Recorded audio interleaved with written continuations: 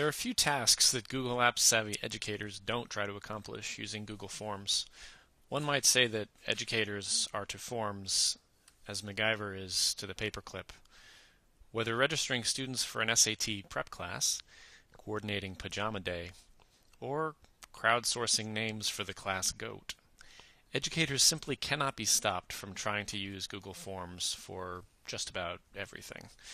But sometimes MacGyvering can feel a bit too much like shoehorning. For example, when you want to impose a deadline or due date for form submissions, or when you need to carefully limit the number of total responses that can be submitted, or allow folks to reserve a limited number of tickets or items. Of course, it's possible to manually set a form to stop accepting responses, but in most of these situations, this is a bit of a pain and just tends not to work out very well.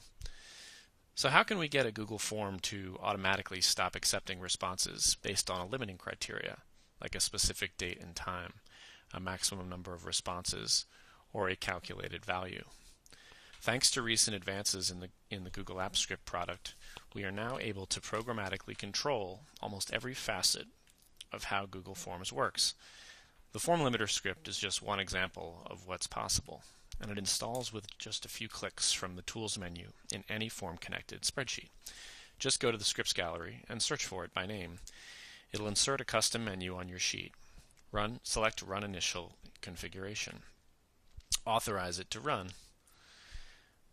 Select Run Initial Configuration again, and menu options should now appear. Select Settings, and you will see the script allows you to select 3 limiter types. The big idea is that once the chosen limiting condition is satisfied, the form will automatically stop accepting responses and give visitors a view that looks something like this. And it will optionally send a notification email to everyone who is an editor on the spreadsheet, letting them know that the form has been set to stop accepting responses. The 3 limiter types are date and time, maximum number of form responses, and spreadsheet cell value. Select the date and time option, and you'll see a calendar widget with hour and minute options. Select max number of form responses, and you'll see a drop-down of integers up to 1,000. The spreadsheet cell value is useful for evaluating whether a running sum of quantities has been exceeded. For example, say we have a form asking each family to reserve a certain number of tickets for an event. In the form responses sheet, in this case we would want to keep a running sum of numbers submitted into column C. In a second sheet, we might use the sum formula to keep a running total, and an if formula to deliver a status of oversold once the sum exceeds the number of seats available, in this case 300. In the formLimiter settings panel, we would then identify the range using sheet cell notation, and then specify the value that will trigger the form to stop accepting responses. Just bear in mind that the form won't actually stop accepting responses until the next form submission comes in after the limit is reached. So it might be wise to set your limit slightly below the exact target.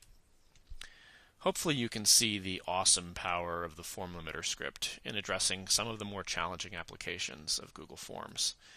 My name is Andrew Stillman, and I'm an educator. I wrote the formLimiter script as part of my work at New Visions for Public Schools and the UPD community. If you develop an interesting tool, tutorial, or workflow that uses the formLimiter, please consider posting it back to UPD or YouTube. Cheers.